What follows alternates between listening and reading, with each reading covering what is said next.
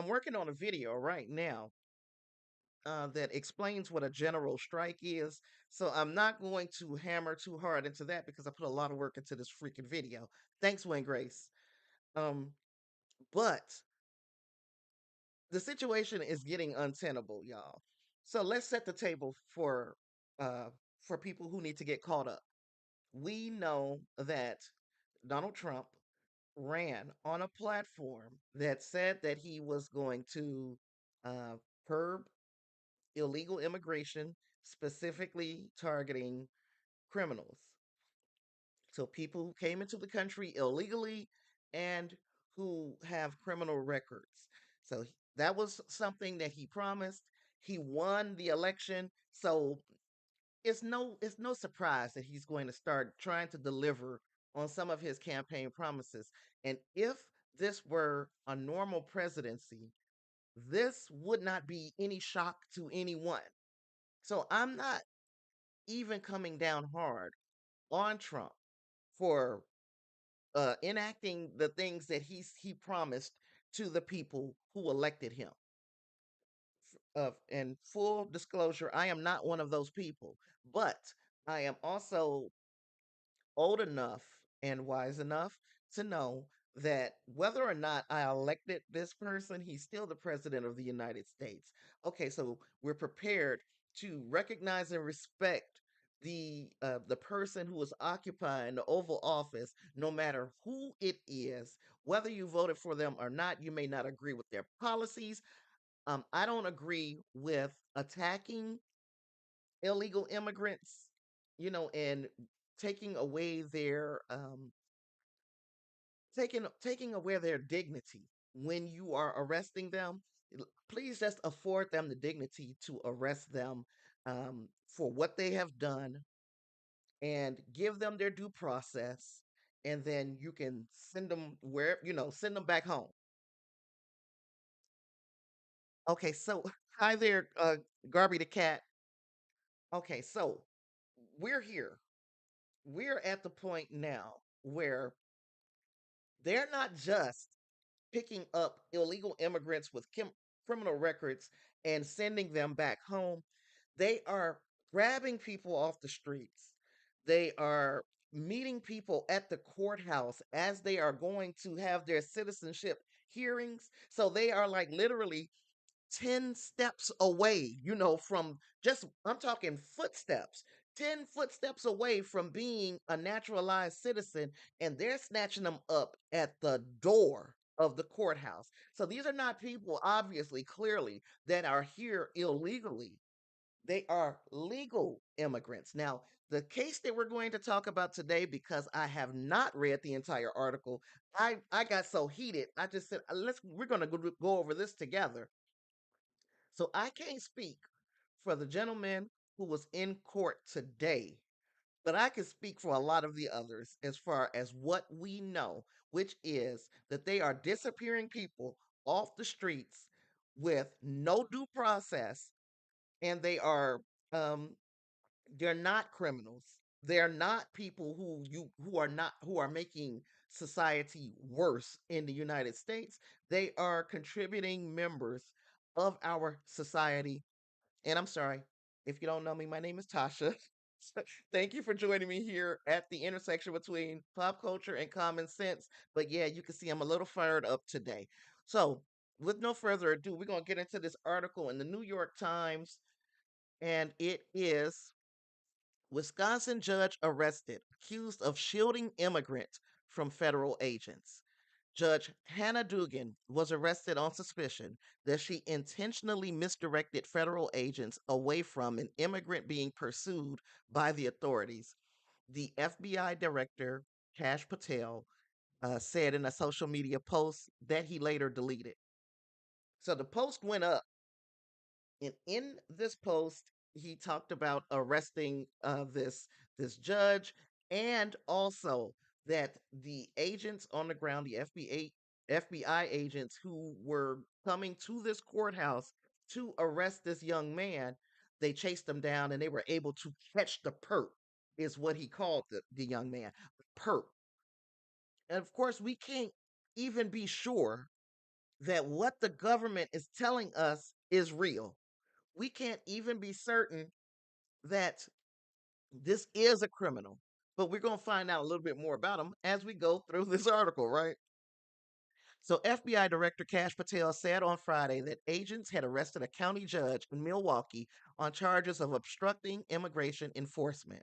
A spokesman for the U.S. Marshals confirmed the arrest of a sitting judge, a major escalation in the Trump administration's battle with local authorities over deportations. The Bureau arrested Judge Hannah Dugan on suspicion that she intentionally misdirected federal agents away from an immigrant being pursued by federal authorities, Mr. Patel wrote on social media. He later deleted the post for reasons that were not immediately clear, and FBI spokesman did not immediately respond to a request for comment. Brady McCarran, spokesman for the U.S. Marshals, confirmed that the judge had been arrested by FBI agents on Friday morning. The charging document against the judge was not immediately available in federal court records. The case appears to stem from an incident last week, okay, in which Immigration and Customs Enforcement agents came to the courthouse seeking to apprehend an immigrant who had a misdemeanor case before Judge Dugan. The FBI has been investigating whether the judge directed the defendant and his lawyer to exit her courtroom out a side door and hallway while the immigration agents were elsewhere in the building. The Milwaukee Journal Sentinel has reported. The chief judge in Milwaukee County, Carl Ashley, said in a statement that Judge Dugan's caseload would be handled by another jurist in the courthouse and declined to comment further. This is bad. This is bad. The judiciary has to push back on this. But let's go further. The Trump administration has vowed to investigate and prosecute local officials who do not assist federal immigration enforcement efforts, denouncing what they call sanctuary cities for not doing more to assist federal apprehensions and deportations of millions of undocumented immigrants.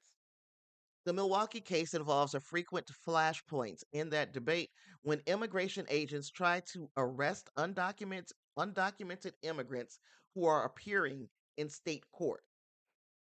Local authorities often chafe at such efforts, arguing they endanger public safety if people dealing with relatively minor legal issues feel it is unsafe to enter the courthouse. In the first Trump administration, a local Massachusetts judge was indicted by the Justice Department on charges of obstructing immigration authorities. The charges were dropped after the judge agreed to refer herself to potential judicial discipline. That case also involved allegations that a judge allowed a defendant being sought by ICE agents to leave the building via a back door in order to avoid detention.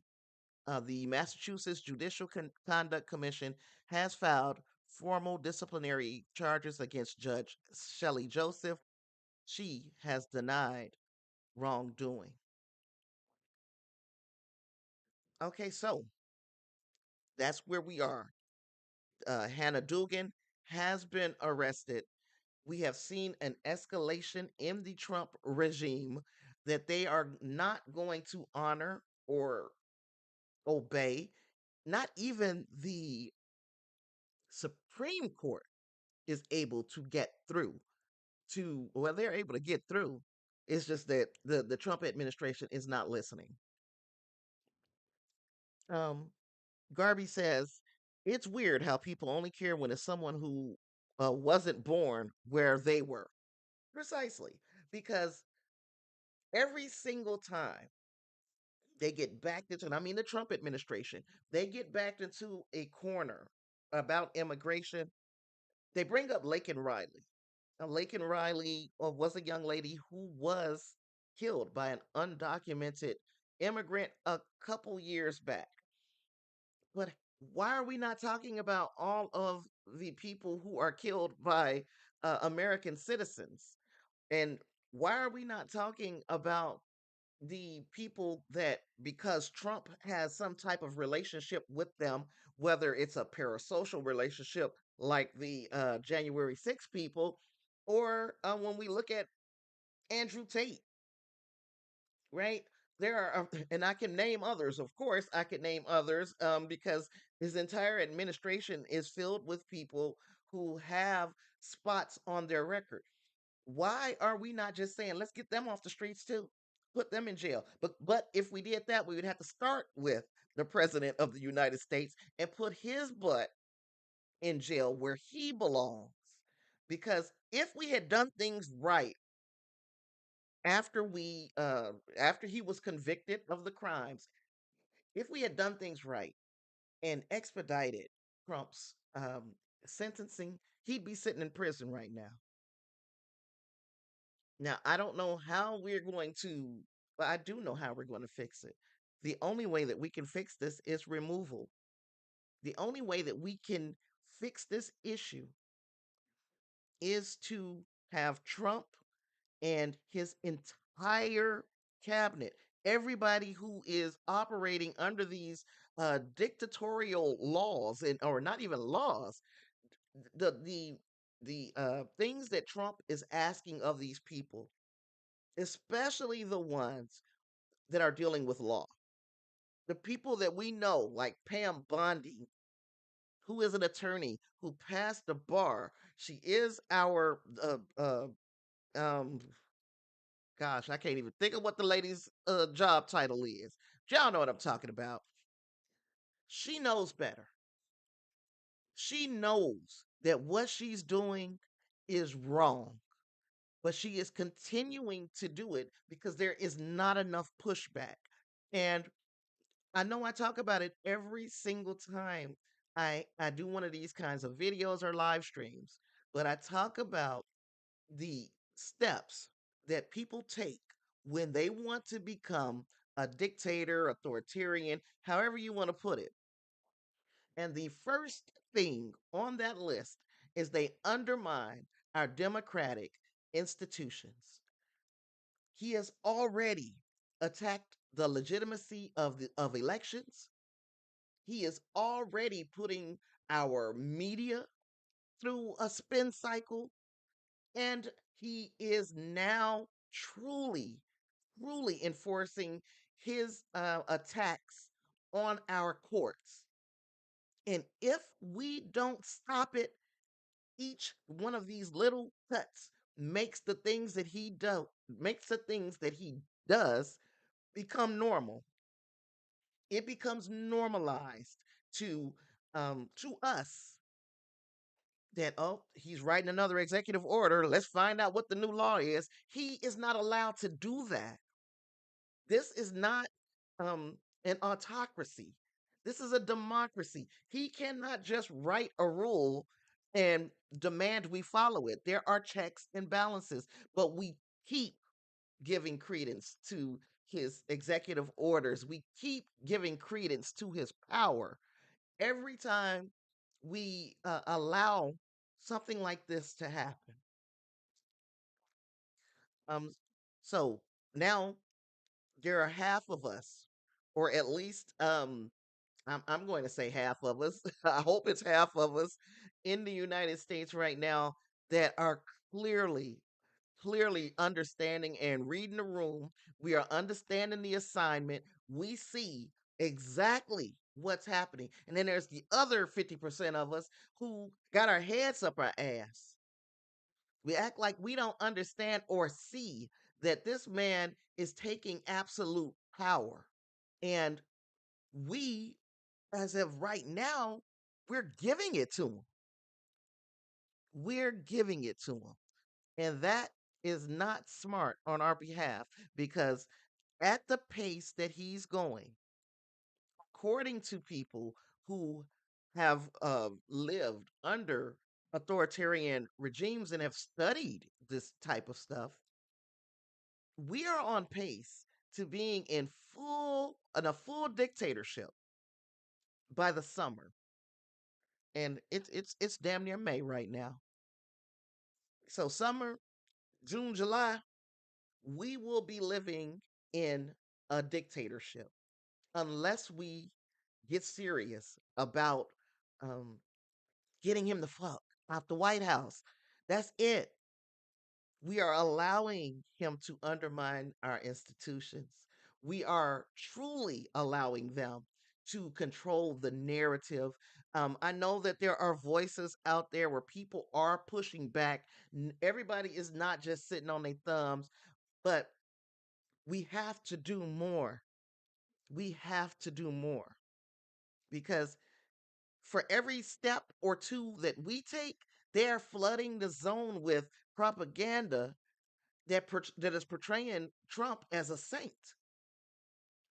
They're discrediting independent journalists and the news outlets. Let's talk about the news outlets because right now, y'all know I'm a Star Trek fan, so I have a particular relationship with a Paramount and CBS, but you see the attack that Trump has levied against CBS, which resulted in the resignation of the executive that is over 60 Minutes. He was like, I will no longer be able to do independent journalism, so I might as well just not be working here. The attack is way back in election time, CBS 60 Minutes sat down with Kamala Harris, did an interview with her as normal.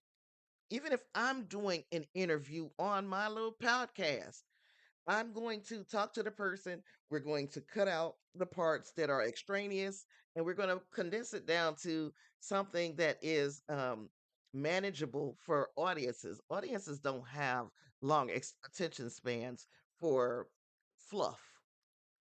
They want the information and they want it now. And that is the way 60 Minutes has been delivering information for the last 50 plus years.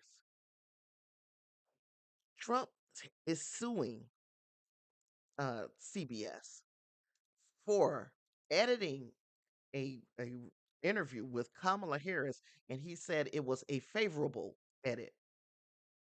Now, mind you, I don't think any of us could take listening to an unedited uh, video or unedited interview done by Donald Trump because all the word salad and all of the foolishness that he. There's a Time magazine interview and they released the transcript of that interview. And I dare you to try to read that transcript without losing your effing mind. So, the same things that he is getting from the media, she got from the media. And for their favor, he's suing them for that. In the mean and in between, CBS is trying to do a merger with Skydance. So Paramount and Skydance are supposed to be merging, but they need the federal government to sign off on the merger. So of course, Trump is extorting Skydance and Paramount, saying he's not going to sign off on the merger if they don't do something for him. The something for him was to, I believe it was, give him $50 million for a museum. So they've been extorted. Same thing has happened to many of our legal professionals, which is shocking to me that more of them are not standing up. Legal professionals have also been bowing down and kissing the ring of Donald Trump. The um, so I talked about the press, talked I talked about the judiciary, and gosh, it was something else that I wanted to talk about. The schools. Harvard is like right now our beacon of hope because they stood up to the dictator wannabe. And they told him that all of these demands that you got, F your demands, sir. We will see you in court. So that Harvard is, along with some other schools who have signed a letter saying that they support Harvard, basically saying, "Don't come to us either because we're going to sue your ass too." So he's run into a little bit of pushback from Harvard. He's running into a little pushback from the judiciary, But if the judiciary is telling him, don't do this, and he was like, okay, I won't do it, but a second later, you see he's doing it, the judiciary doesn't have a way to to enforce.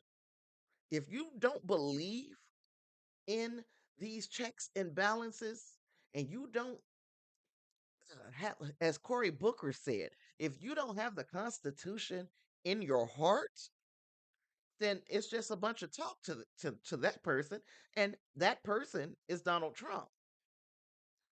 It does not help that it seems like there are members of the judiciary, there are members of our general public who feel like they want a dictator. So if I recognize what's going on, you know that the members of the Supreme Court also recognize what's going on.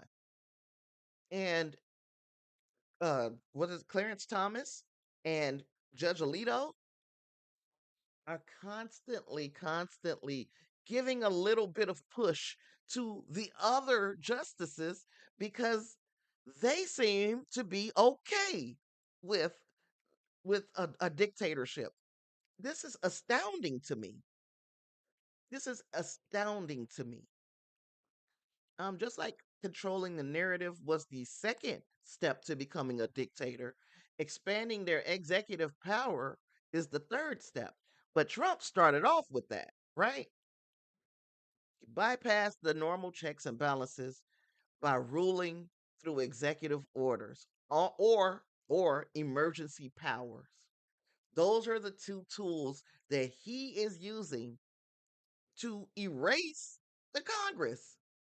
And then, of course, he's using these manufactured crises to grab more power, claiming that everything that they're doing is for national security or stability.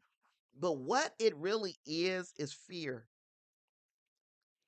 And arresting judges is just one more step to building a culture of fear in the United States. Now, we are seeing immigrants being taken off the streets, disappeared, sent away to uh, El Salvador or probably other places. El Salvador is where we know they sent some of these immigrants, but they're probably sending them other places as well. So we already got the attack on the immigrants. Then we're going to have the other attacks that we've already mentioned, which is the schools, the courts, the media. We even saw it with arts because he took over the Kennedy Center, right? And then he planted the seed in many people's minds, mine included. I'm not immune to this and the danger of what he said. He said we're going to start sending some of these homegrowns. Now, we all know that it is unlawful to send a United States citizen offshore to some hellhole prison in El Salvador. We know it's unlawful, but we also know that this is not a president who is abiding by the law. So, gets to the point, and I've been saying this ever since election day, probably. It's getting to the point where anyone who is dissenting, anyone who is resisting this takeover is putting themselves in the target of Donald Trump and his administration. It's going to become a point where people who are speaking out might also begin to find themselves being disappeared, might also find themselves being uh, stymied in litigation for having the audacity to speak truth to power. So I understand the fear. I'm afraid. Just that's the shit that I talk. I don't even have a big audience. I don't have a lot of people sitting on these live streams and these videos, but I am also protecting the record of most, I'm not trying to do all, of most of the stuff that this administration is doing that is patently going against our Constitution, because one of the things that you can't get around as President of the United States is you took an oath to protect that Constitution. And if you are not protecting the Constitution in the seat of the presidency, then there are things that can be done. At some point, we can get a Congress with a spine who will impeach. But if we don't get to that point, if we don't have another free and fair election, we can general strike. And like I said, I'm doing a video that's just completely comprehensively going over what a general strike is, how to implement it, how it started, and what the results could look like. And I'm telling you, I'm going to still put the video out, but we need to truly all, as United States citizens, get on the same page and take a day, take a week where we shut this thing down. And in doing that, we also need to have a list of demands. And our top demand needs to be, we're not going to uh, put this country back in motion until that man is out of the White House.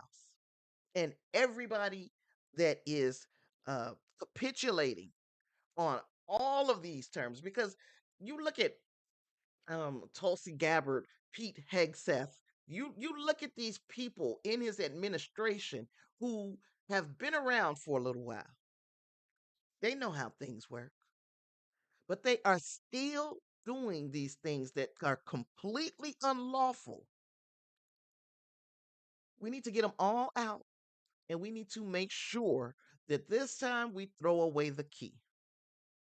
It needs to start with Trump and come all the way down. And if we need to go into the private sector, speaking about Elon Musk, speaking about Trump's sons, the elder ones. I don't know if Barron seems like he's just a kid trying to be a kid, but them grown ones, them older ones, they know. They know what they're doing. We need to truly get on the same page as US citizens. This is our country. This is a man who works for us. That's like us owning this corporation, this huge experiment, and letting the fucking janitor who we chose, who we pay, we're going to let the janitor come in and tell us how things are going to go. In my opinion, Trump is lower than a janitor. And we are allowing him, in all his stupidity, to to uh to wreck our, not only our democracy, but to wreck the morale of this country. The division that he has sown, oh, ever since he came down that effing elevator, escalator, escalator. Ever since he came down that effing escalator, the division that he has sown in this country um, is absolutely astounding. How quickly, and I'm talking the 10 years that it's been. To me, that's quick. As a 50 something year old, it's I'm used to a little bit more freedom. This doesn't feel like a country that I want my grandchildren to be raised in. So we have this dictator wannabe, and if you were curious, I'm going to go over the 10. I'm not going to go over the 10 steps. I think it's 10 of being an authoritarian. And if you want me to talk about something a little bit more, I will. Just drop it in the comments.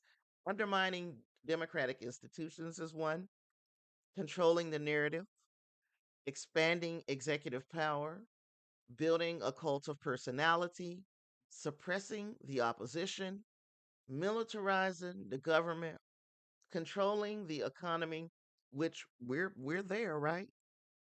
Manipulating elections, destroying civil liberties, and then declaring absolute rule.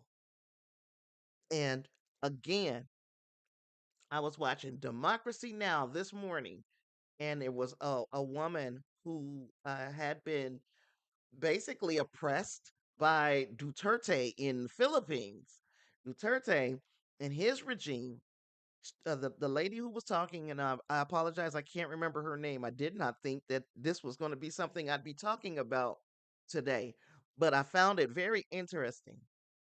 Um, and I think the name of her paper is the Rabbler. Let me look this up and see what her name is. Um, the lady, let's see, and of course I can't.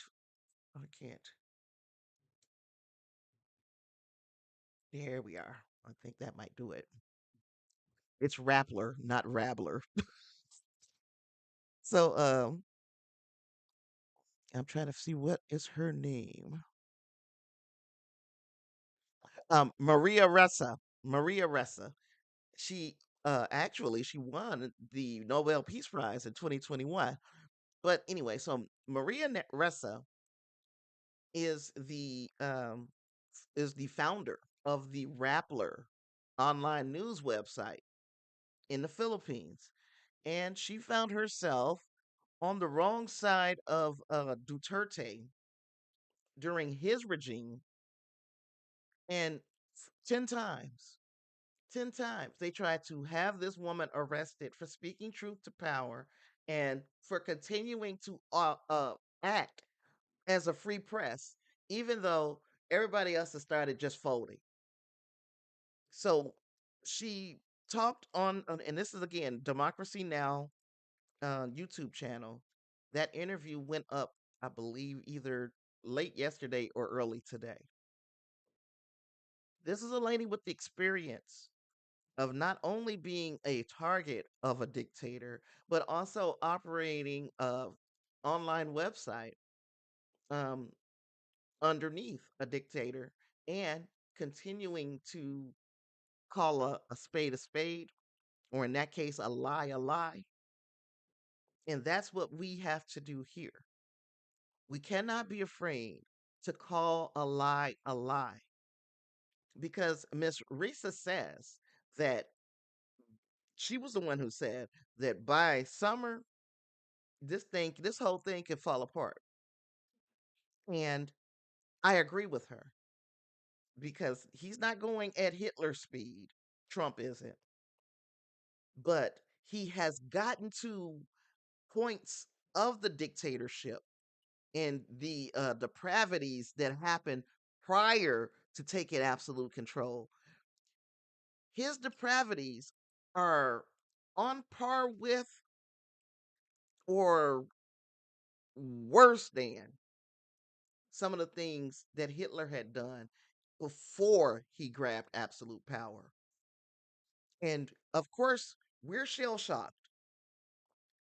United States citizens are used to moving as they wish. You follow the laws, and then you are covered by the Declaration of Independence and your inalienable rights.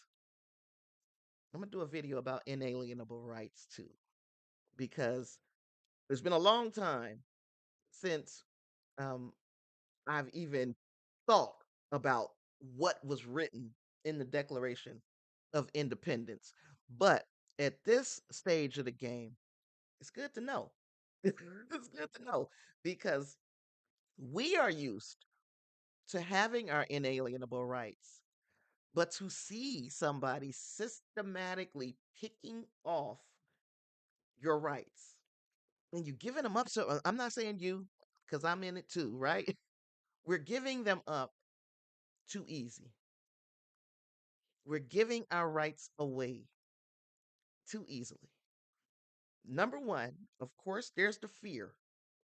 I'm afraid, pretty sure many of the people who make these videos are afraid, but you are obeying in advance. You are complying with the system if you don't continue to act like these are your rights. So if we all just stopped talking about Trump and moved on with our lives talking about what shows we're watching on TV and what clothes you're going to buy and this and that, if we acted like that and ignored Donald Trump, we have complied. We have complied with his demand that we give up our free speech. And our free speech is also we can critique, we can criticize the government. It's protected speech. As long as I'm not saying nothing stupid, and y'all know what stupid sounds like when you're talking about an elected official. As long as I'm not saying anything stupid, I can say what I want about Trump. I can say what I want about his regime. And I'm not going to act like I can't. Because the minute I act like I can't, I've given up that right. And I'm rambling now. I'm rambling. But it's okay because like I said, there was a lot to get out. If you're a Trump supporter, and I know if you're a Trump supporter, you haven't gotten this far into this video. But if you are a Trump supporter, be honest. Is this what you voted for? This your king? Because he ain't my king. Did you vote for people to be picked up off the streets for writing opinion pieces for a school newspaper? Did you vote for that? Did you vote for, like I said, the young man who was on his way to court for his naturalization hearing? Did you vote for people, contributing members of society, on their way after doing everything right in this country? Did you vote for them to be picked up at the courthouse? Did you vote for that? Did you vote for people being mistakenly, admittedly, mistakenly detained to be sent overseas? Is that something y'all voted for? Did you vote? Because it's coming. Did you vote for an administration who is not only taking away your First Amendment rights, but they're going to eventually have to take away your Second Amendment rights? They can't have all of us out here with guns. Now, if you are part of uh the militia, the Proud Boys and the such, and you're probably safe. But anybody with any dissent for this president is going to find themselves on the wrong end of having their guns confiscated. Did you vote for that? They can't just let you have a gun because then you know there's enough guns. There's more guns in this country than there are people.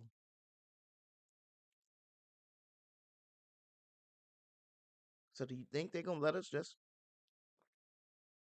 have all these weapons in a dictatorship? The minute you say something that they don't like, they can come and get you and your weapons. Because, and I'm using that as an example because so many people will protect those weapons faster than they'll protect a child.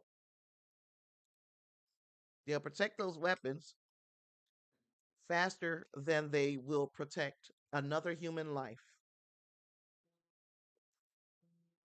And I'm so afraid to look and see what the next news story is. Um,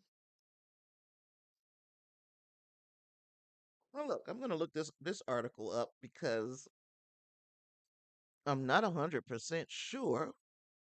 Let's see.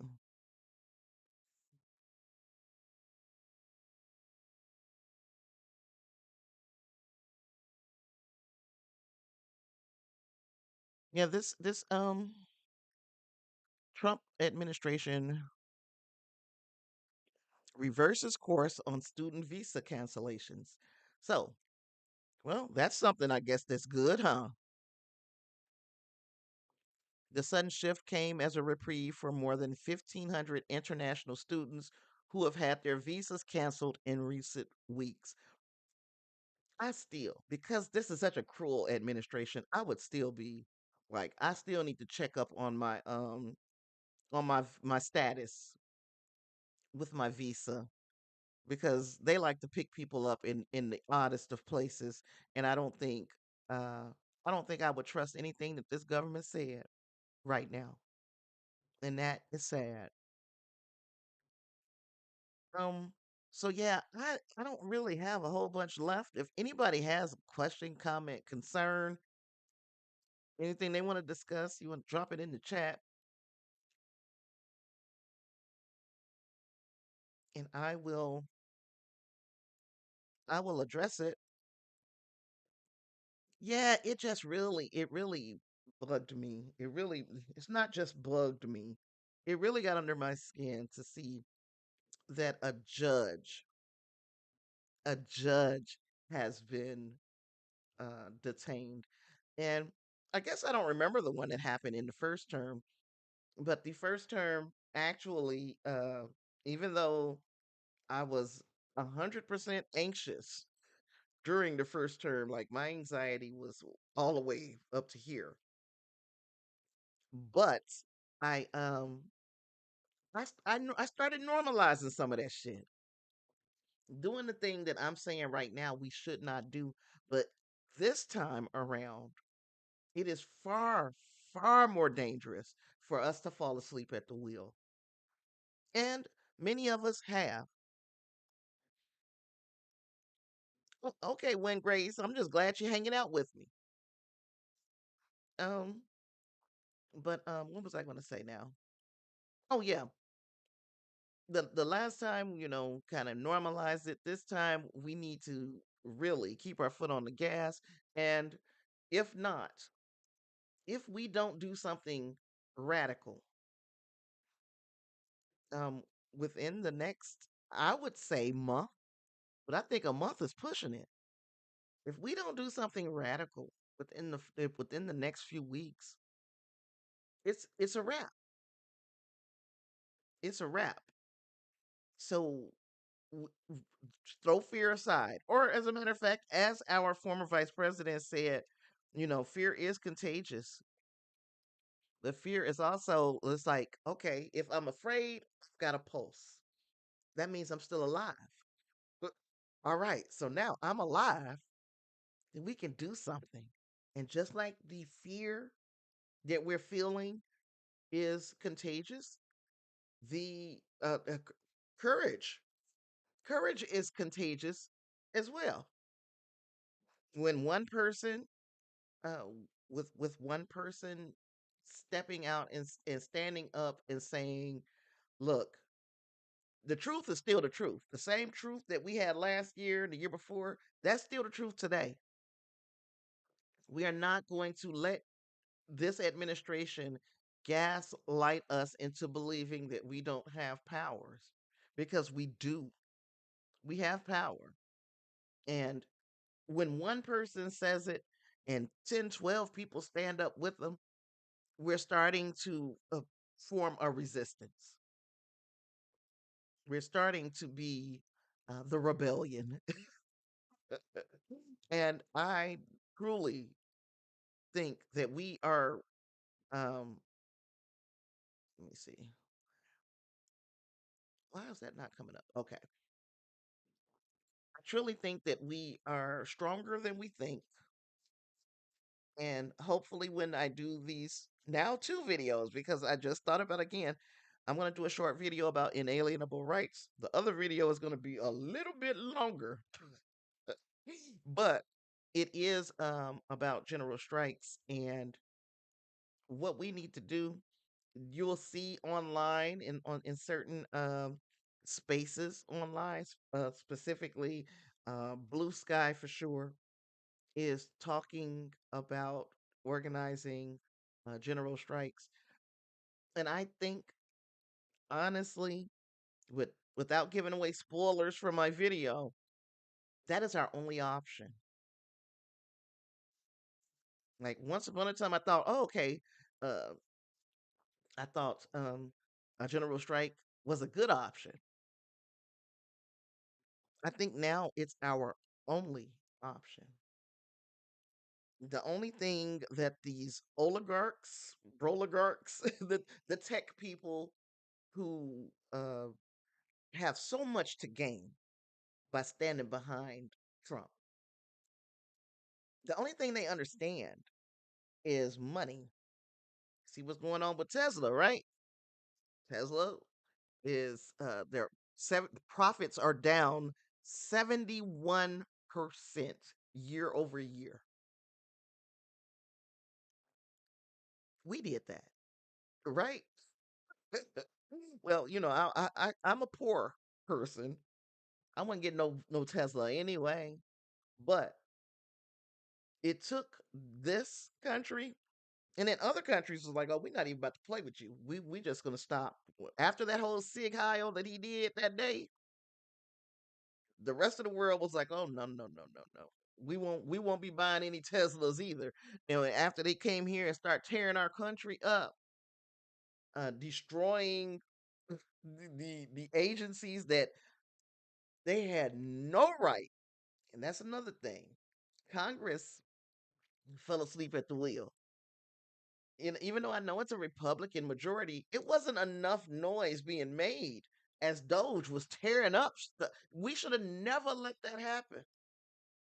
We should have never let that happen, y'all. But we know some things because, again, we know it's going to come again. Right now, according to Maria Risa, who I talked about from the Democracy Now interview, according to her, this the most of the governments around the world right now, 72% of them.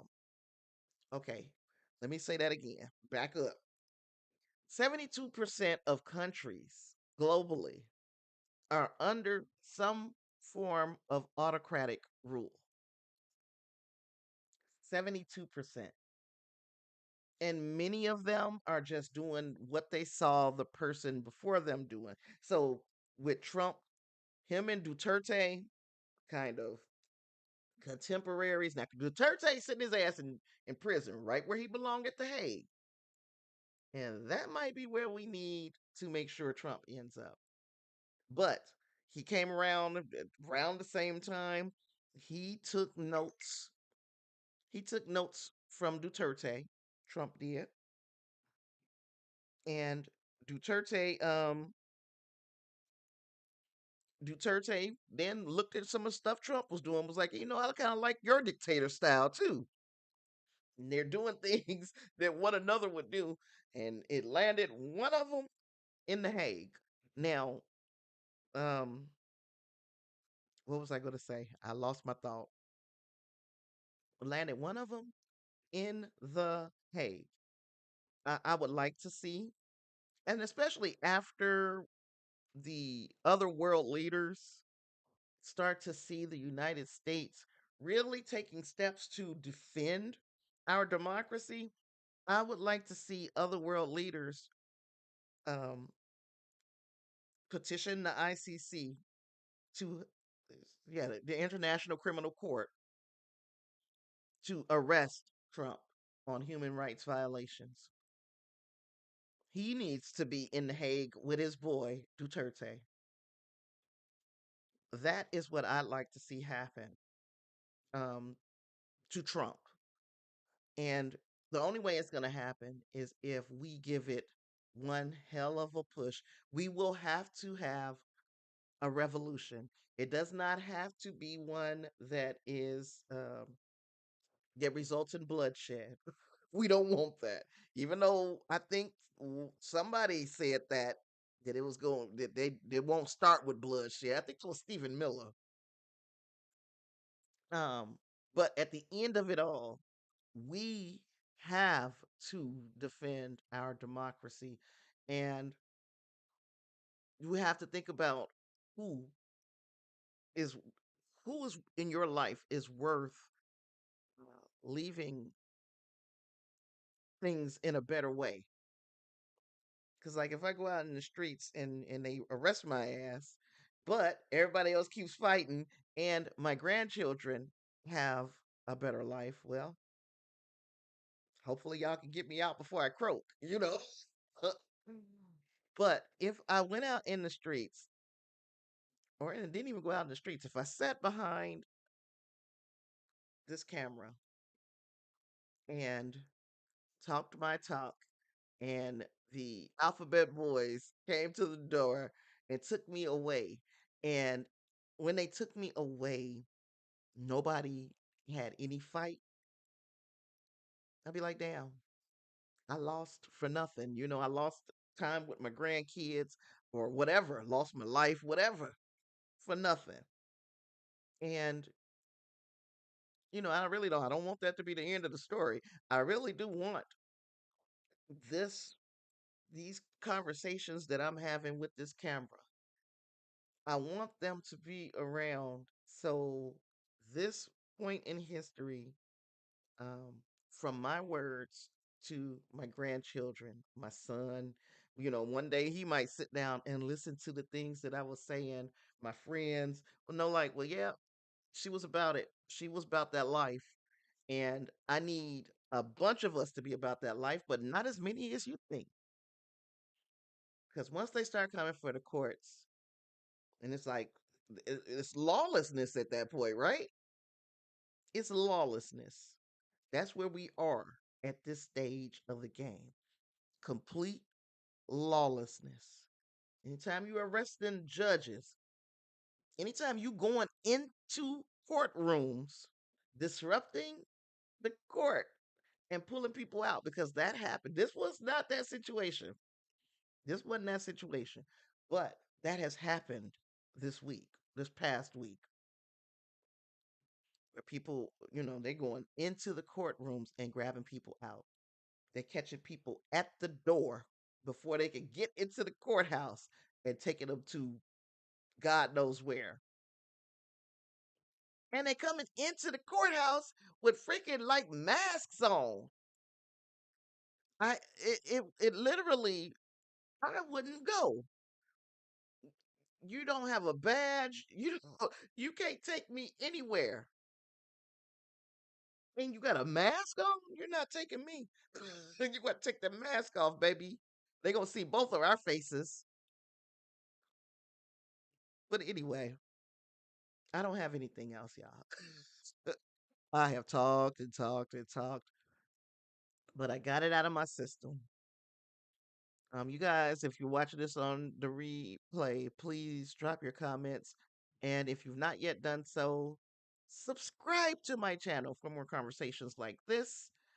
Um, yep, I came here to share the news about the judge being arrested. We also talked about a couple other things. I dropped knowledge. I don't spill tea.